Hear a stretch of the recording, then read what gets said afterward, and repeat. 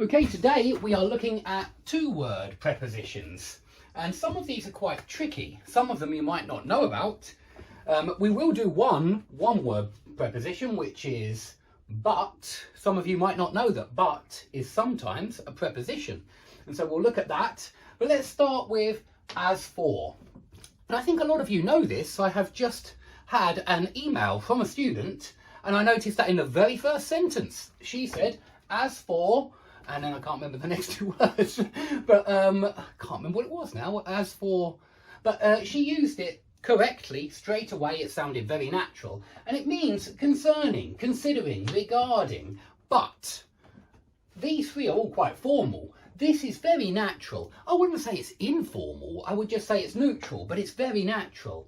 And so you say something like this: as for money, don't bring too much. Yeah, but you can certainly use a gerund after as for, and that's what the student did. I just can't remember which verb she used. But say as for saving money, don't bother. Or as for bringing money, don't bring too much. Yeah, as for bringing money. So you can use a gerund, but you can just use a noun. Yeah, as for money, don't bring too much. Yeah, regarding money, don't bring too much. And we very often see as for me, as for him, as for Philip. I won't be joining you, yeah? As for Martin, he will be joining you. As for Tony, he won't be, yeah? Something like that. So remember this as for. It's very useful. Please use it in your essays. Please use it in your speech. It's much better in speech than concerning, considering and regarding, because a lot of the time when you're speaking, you want to sound not too formal, not overly formal. And all three of these sound pretty formal to me. And so it's okay to use those in speech, but I think it's even better, or it's more common, it's more natural to use this as for. So that's as for. Except for plus noun is excluding, yeah, excluding.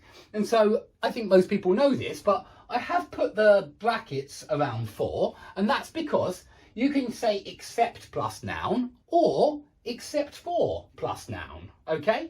It's different when you haven't got a noun there, and I'll talk about that in a second. But look at this example. I've not eaten anything today except for a biscuit, or except a biscuit.